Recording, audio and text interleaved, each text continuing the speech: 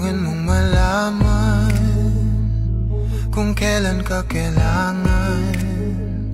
Parang di na naranasan, ikaw naman ang ipaglaban. Bakit ba laging isinasantabi ang iyong sarili para sa iba? Naghahangad sa taong di babalik. Subukan mo namang magpahinga at dahan-dahang higa ang katawan ng iyong wala mong di ka nag-iisa.